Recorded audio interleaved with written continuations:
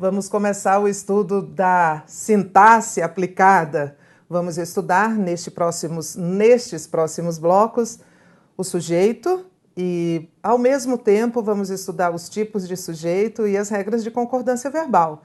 A concordância verbal é sempre feita com o sujeito. A regra básica da concordância verbal é que o verbo concorda com o sujeito. Então, vamos estudar tipos de sujeito e concordância verbal ao mesmo tempo.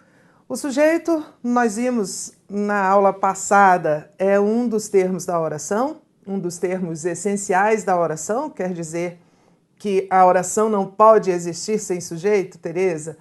Não, ela pode, né? Você está lembrado, existe um tipo de oração que não tem sujeito, que é a oração sem sujeito ou sujeito inexistente. Mas o sujeito e o predicado são termos essenciais da oração, porque dentro de um ou de outro, lembre-se, estarão todos os demais termos da oração, à exceção do vocativo, que não está em nenhum elemento, porque é um termo independente. Então, nestes próximos vídeos, nós vamos aprender a identificar o sujeito, classificar o sujeito e estabelecer corretamente as relações de concordância. Olha aí na sua telinha para a gente começar entendendo. Sintaxe sujeito. Sujeito é um termo, por definição, da oração que representa o ser sobre o qual se declara algo. Primeira coisa é isso aqui. Às vezes a gente não está declarando, às vezes a gente está interrogando, às vezes a gente está exclamando. Nem toda frase é declarativa, então não leve isso muito ao pé da letra. Às vezes a frase é interrogativa. Paulo chegou? E o sujeito é Paulo. O sujeito pode ser representado de duas maneiras. Ele pode ter representação nominal. O que quer dizer isso, Tereza? Que ele é representado por um nome. Que tipo de nome pode representar o sujeito? Então vamos lembrar da morfologia? Das classes de palavras, quais são as classes de palavras que podem representar o sujeito? O substantivo, porque olha, o sujeito já está aqui enfatizando o ser, e o ser é nomeado pelo substantivo. O substantivo pode representar o sujeito, o pronome substantivo pode representar o sujeito, porque nós temos uma tabelinha de correlação morfossintática que você já imprimiu, já plastificou e já estamos consultando. Pronome substantivo desempenha a mesma função que um substantivo desempenharia. Lembra? Se o substantivo pode ser sujeito, o pronome substantivo também. A mesma lógica vale para o numeral substantivo, que também substitui o substantivo e pode exercer as mesmas funções que o substantivo exerce. E o sujeito pode ser oracional. O sujeito pode ser representado por uma oração. Uma oração, o que eu preciso para ter uma oração? Um verbo. Então, quando eu encontro um sujeito de um verbo e dentro dele há outro verbo, eu tenho um sujeito oracional. Vamos ver, trouxe aqui exemplos. Eu escrevi aqui várias frases, todas elas têm a forma verbal convém. Convém a verdade, convém aquilo, convém o primeiro, convém que você diga a verdade, convém dizer a verdade. O que eu vou fazer? Eu quero achar o sujeito dessa forma verbal convém. O que eu faço para achar o sujeito deste ou de qualquer outro verbo? Eu faço as perguntas, o que ou quem. É um protocolo, certo? Existe um verbo e eu quero saber qual é o sujeito desse verbo. Aí eu faço a pergunta o que ou quem, porque às vezes o sujeito é coisa, às vezes o sujeito é pessoa, mais o verbo.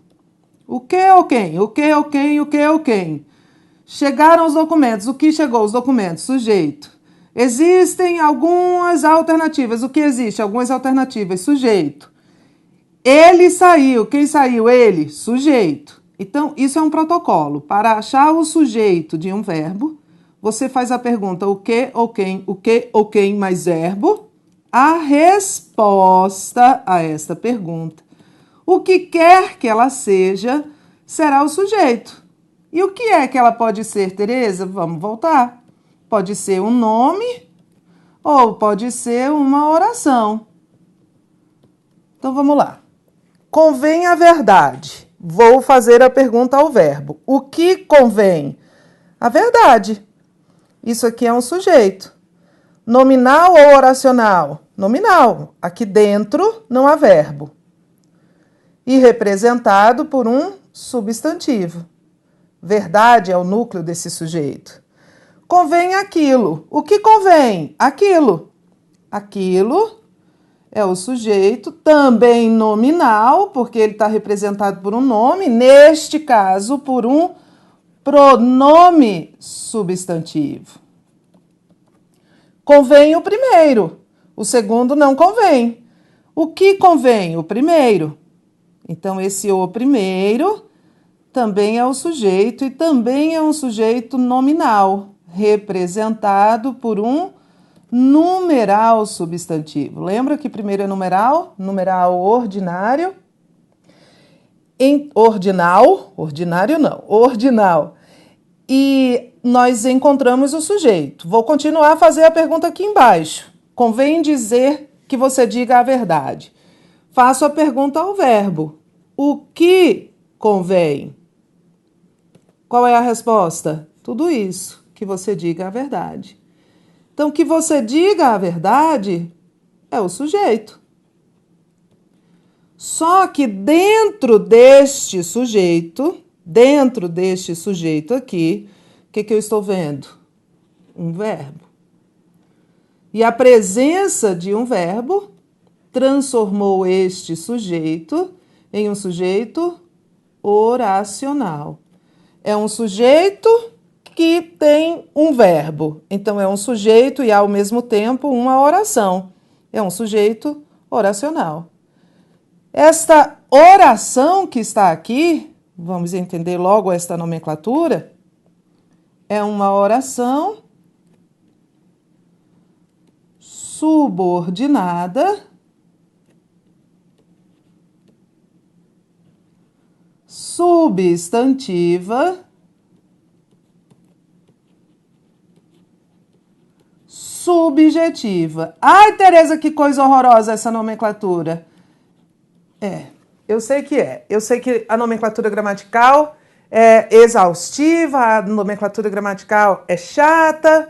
A boa notícia é que poucas bancas cobram, de fato, essa nomenclatura. Muitas bancas vão pedir que você identifique um sujeito oracional, mas poucas bancas vão querer que você classifique como oração subordinada, substantiva, subjetiva.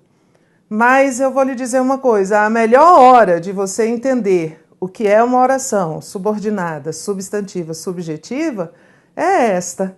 É a hora em que você está aprendendo a reconhecer o sujeito. Porque uma oração subordinada, substantiva, subjetiva, nada mais é do que um sujeito de um outro verbo, dentro do qual, dentro desse sujeito, há um verbo. E aí a presença do verbo é uma necessidade para qualquer termo se transformar em uma oração. Então, eu vou de um por um desses nomes justificar para você. Vamos comigo. Por que que isso é uma oração? Vou fazer a justificativa de um por um. Porque tem verbo. Tem verbo. Isso aqui que é uma oração. Há um verbo aqui dentro. Por que que é subordinada? Vamos lá. Se eu tirar essa oração, essa aqui faz sentido que você diga a verdade? Não, vai ficar faltando alguma coisa. Então, ela é subordinada porque ela depende de outra. Esta outra da qual ela depende é chamada de oração principal. Esta outra da qual esta oração subordinada depende é chamada de oração principal. Ela é uma oração subordinada substantiva. Por que que ela é substantiva, Tereza? Porque ela exerce função substantiva, ou seja, ela nomeia. Eu estou nomeando o que convém. ela exerce função substantiva. Na prática é uma coisa muito fácil, muito. Toda oração subordinada substantiva equivale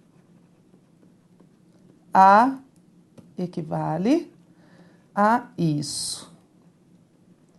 Quando você consegue substituir uma oração todinha por isso, você está diante de uma oração substantiva, porque o isso, na verdade, é um genérico, né, de substantivo.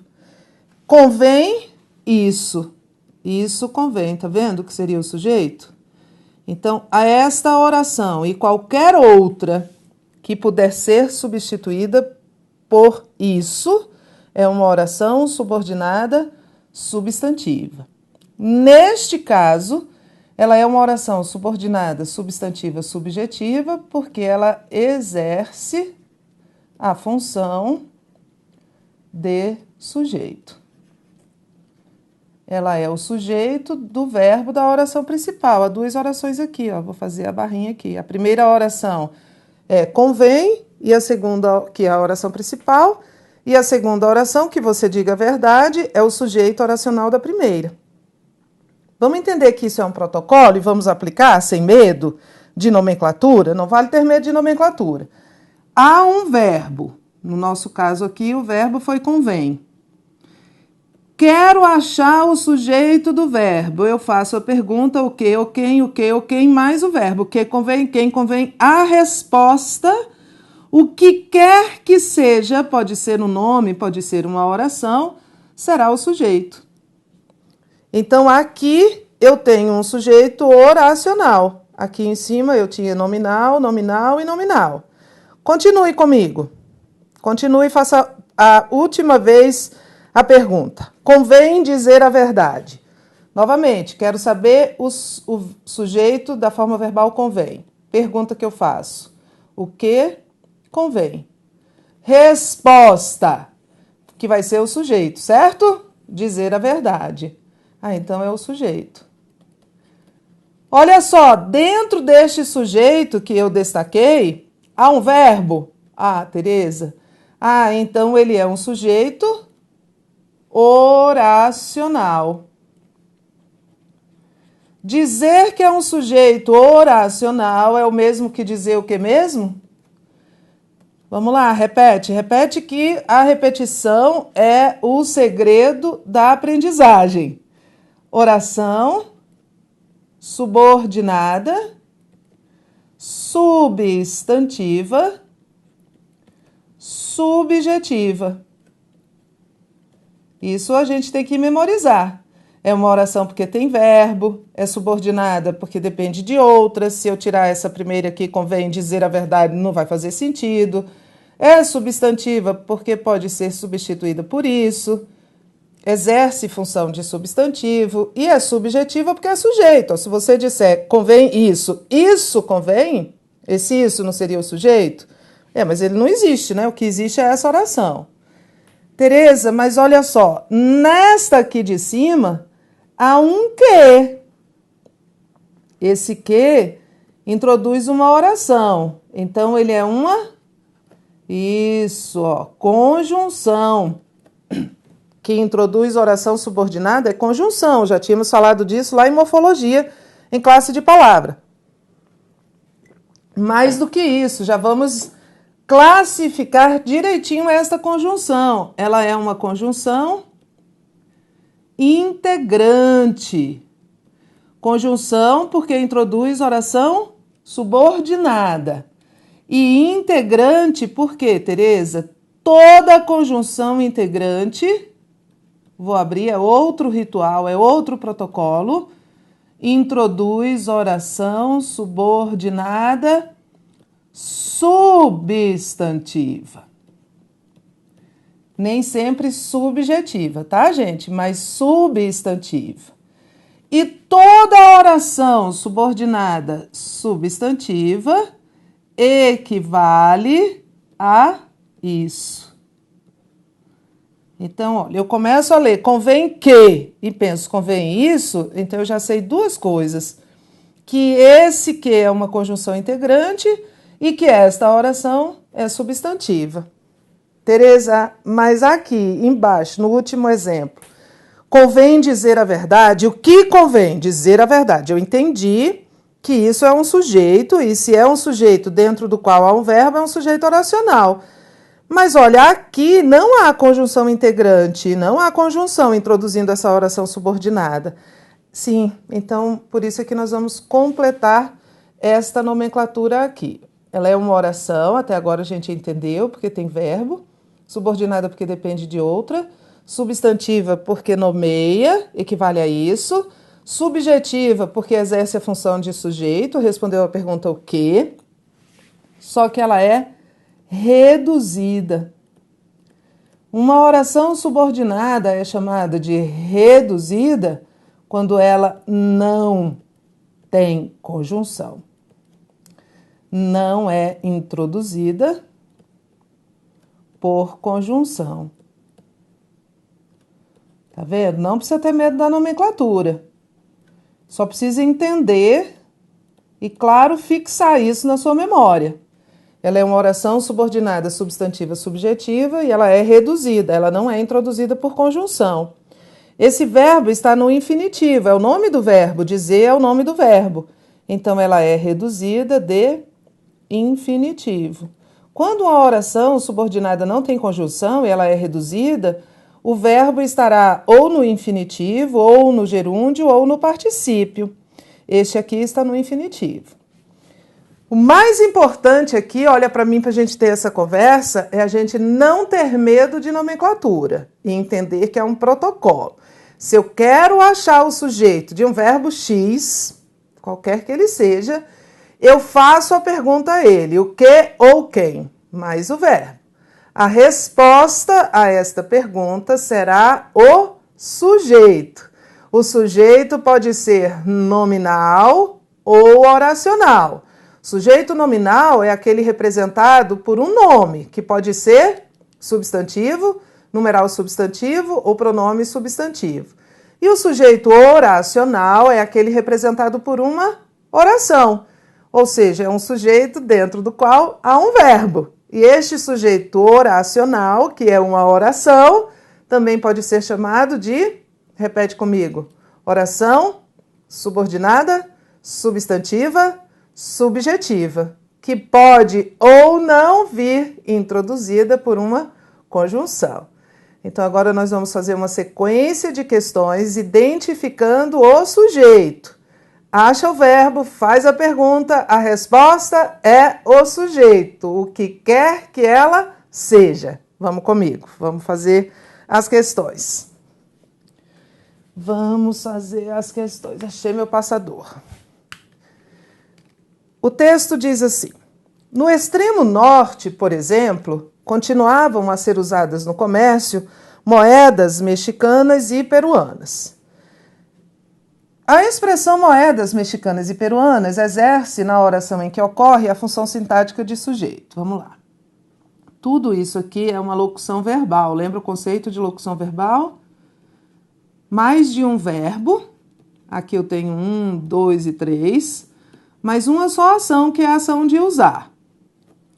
Para saber o sujeito de uma locução verbal, eu faço a pergunta a ela. O que continuava a ser usado? Resposta: o que quer que seja é o sujeito. Responda: o que é que continuava a ser usado no extremo norte, por exemplo? Moedas mexicanas e peruanas. Esse é o sujeito. A expressão moedas mexicanas e peruanas exerce na oração em que ocorre a função sintática de sujeito. Ok. É um sujeito dessa locução, continuavam a ser usadas. E tem 2. O leitor interessado em compreender um pouco melhor como vivem milhões de brasileiros à sua volta, poderia aproveitar um de seus próximos momentos livres para fazer um teste que lhe mostrará por que a vida é tão difícil para tanta gente neste país. O sujeito da forma verbal vivem, na linha 2, está aqui na linha 1, mas aqui era a formatação das linhas que mudou, lá na prova está certinho. não ocorre de maneira explícita no período, devendo ser inferido da leitura do texto. Volte e faça a este verbo a pergunta. O leitor interessado em compreender um pouco melhor como quem vive. Se houver resposta, essa resposta será o sujeito. A resposta, como quem vive? Milhões de brasileiros. Milhões de brasileiros vivem. Então, isso aqui é o sujeito. A resposta à pergunta, quem vive? Então, o item está errado. Porque se eu sublinho, se eu marco o sujeito, ele está explícito na oração. Então, o item está errado. 3. Dizer que o brasileiro não sabe português é um dos mitos que compõem o preconceito linguístico. O termo o brasileiro exerce a função de sujeito da oração em que ocorre. Aí eu venho aqui e faço isso. Quantos verbos eu tenho aqui? 1, 2, 3, 4. Se ele está dizendo que um termo é sujeito, eu tenho que achar os verbos. O brasileiro diz, o brasileiro sabe, o brasileiro é, o brasileiro compõe. O brasileiro sabe. Então o brasileiro é sujeito de sabe. Dizer que quem não sabe? Faça a pergunta ao verbo. Quem não sabe? Ou quem sabe, se não aqui é um advérbio de negação. O brasileiro. Essa é a resposta. Então, certinho. Exerce a função de sujeito. Todos esses sujeitos aqui, eu vou destacar o último também, todos eles são nominais, tá vendo? Todos eles estão sendo representados por nomes, nenhum deles até agora foi oracional. 4. Surgiu assim o chamado Sistema Internacional de Patentes mediante acordo multilateral firmado em 1883 na cidade de Paris. A expressão o chamado Sistema Internacional de Patentes exerce a função de complemento da forma verbal surgiu. Os complementos verbais são um gênero ao qual pertencem o objeto direto e o objeto indireto. Então, ele está dizendo que este termo é um complemento do verbo. Vamos lá, vamos perguntar a ele. O que surgiu ou quem surgiu? A resposta será o sujeito de surgiu. O que surgiu desta maneira? O chamado Sistema Internacional de Patentes. Então, o chamado Sistema Internacional de Patentes é o sujeito e não o complemento desta forma verbal. É um sujeito. Este verbo surgir é um verbo que nem pede complemento. O que surge, surge. O sistema surgiu, ele surgiu, a dúvida surgiu. É porque, normalmente, para este tipo de verbo, ou para alguns, o sujeito está posposto. Porque eu posso ter sujeito mais verbo, que é a chamada ordem direta, o sujeito antes do verbo, o verbo depois do sujeito, ou eu posso ter esse sujeito posposto ao verbo, que é uma ordem indireta. Nem sempre o sujeito vem anteposto, na maioria das vezes sim, mas nem sempre. Alguns verbos, surgir, existir, ocorrer, convir. Normalmente esses verbos têm sujeito posposto. E o que o seu examinador faz, os examinadores de modo geral fazem, é confundir o sujeito, fazer você confundir, não caia nessa armadilha. O sujeito posposto com o objeto direto, porque aí alguns perguntam assim, surgiu o quê? Fazendo a pergunta depois do verbo, mas é o que surgiu. E preste atenção, há uma questão semântica. Nós estamos falando de quê? O sujeito é o ser sobre o qual se fala. Nós estamos falando sobre o Sistema Internacional de Patentes. Podemos, inclusive, pegar esse sujeito e colocar aqui, vai ficar claríssimo. O chamado Sistema Internacional de Patentes surgiu assim. Fique atento para não confundir essa estrutura de sujeito mais verbo com o verbo posposto ao sujeito, ou verbo mais sujeito, o sujeito posposto ao verbo, com o objeto direto. Cuidado para não confundir verbo mais sujeito posposto com verbo mais objeto direto. Cuidado para não confundir o sujeito posposto com o objeto direto. Ponha a semântica acima de tudo, quem manda no texto é o sentido. Eu estou falando disso. Então isso é o sujeito. Eu estou falando do chamado Sistema Internacional de Patentes. Então isso é o sujeito. Coloque este termo aqui antes do verbo. Viu que dá, não muda nada. Então é o sujeito. Certo? Olha o próximo. Não levantarás falso testemunho. Reza o 8º mandamento. A palavra reza aqui não está no sentido de rezar, fazer uma oração, fazer uma reza. Está no sentido de estabelecer, preconizar, determinar. Vou fazer a pergunta a este verbo, né?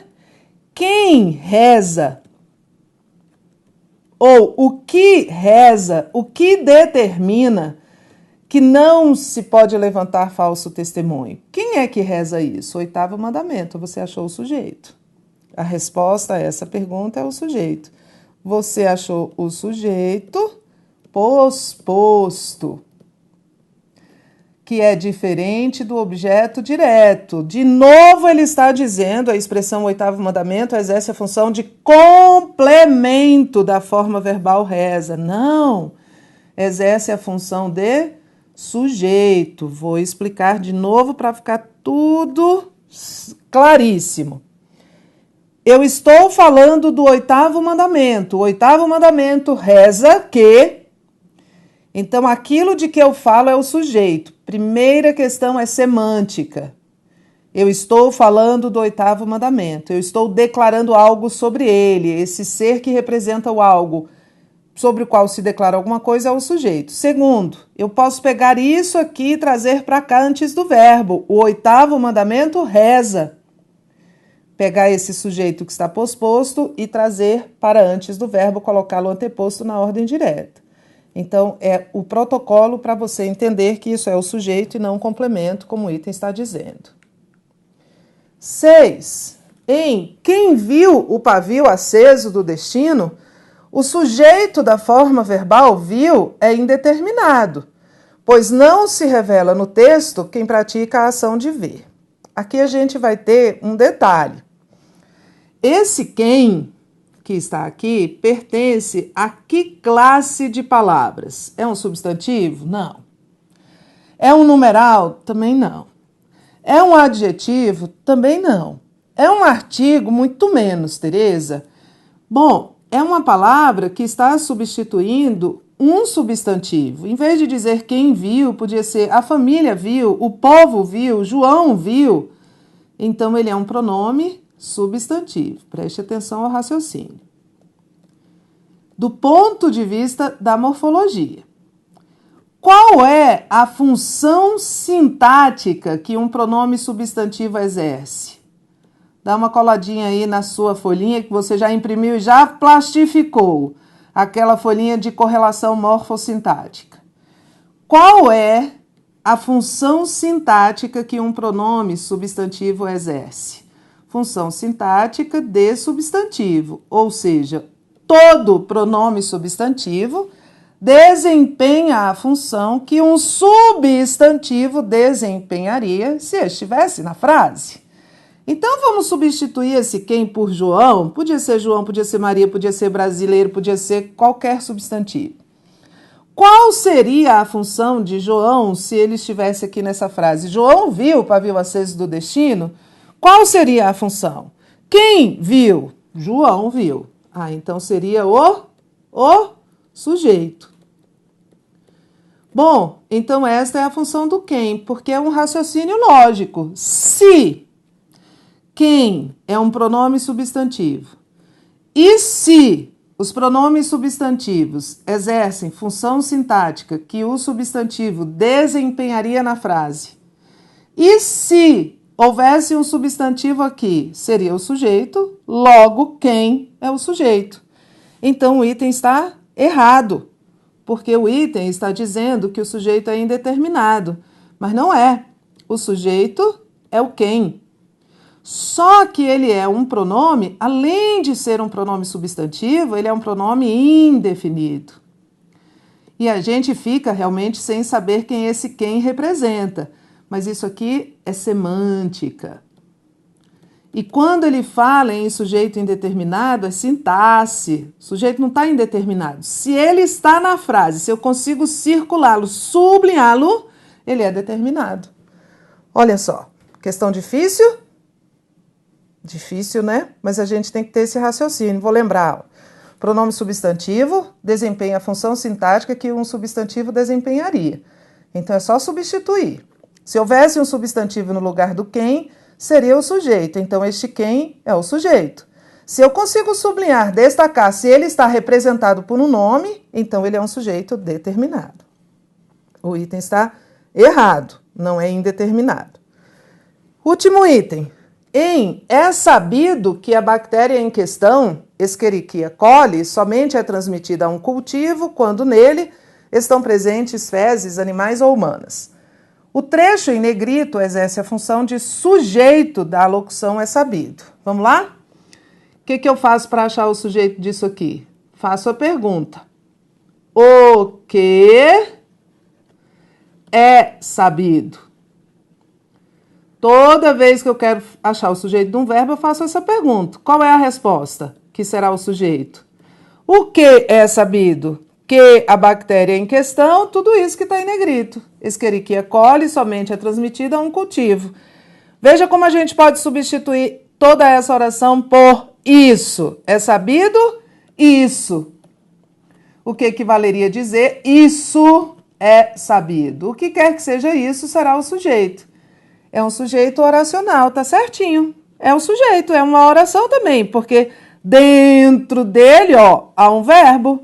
Esse que aqui, como é que eu chamo mesmo? Como é que eu chamo esse que introduz oração substantiva, a qual pode ser substituída por isso? Conjunção integrante. Conjunção integrante. E tá certinho, é um sujeito, isso aqui que está em destaque, é um sujeito oracional. Em outras palavras, é uma oração, repete comigo, para memorizar, subordinada, substantiva, subjetiva. Certo? Reconhecemos um sujeito oracional. Falei que era o último, mas ainda tem esse aqui. Considerando-se apenas o trecho viver em ambiente sem gravidade faz coisas curiosas com o corpo, não se pode determinar, do ponto de vista sintático, o sujeito da forma verbal faz. Pega o verbo, faz a pergunta a ele. O que faz coisas curiosas com o corpo? Faz a pergunta. Tem resposta? Tem. Qual é a resposta? Viver em ambiente sem gravidade. Então você achou o sujeito. Se você respondeu a pergunta o que ou quem é o verbo, você achou o sujeito. O sujeito é viver em ambiente sem gravidade. É um sujeito oracional, você está vendo a oração? Você está vendo o verbo viver? Viver em ambiente sem gravidade. Então você vem aqui e diz errado, porque ele diz não se pode determinar. Sim, claro que se pode. Para determinar o sujeito, a gente faz, vê se o sujeito é determinado ou não, a gente faz a pergunta ao verbo, o que, o quem, o que, o que, o que, o quem, mais verbo, a resposta é o sujeito, seja ele nominal, seja ele oracional. Pode treinar aí, porque há uma listinha disponível para você lá em materiais complementares, só de reconhecimento do sujeito. Vá treinar, bons estudos!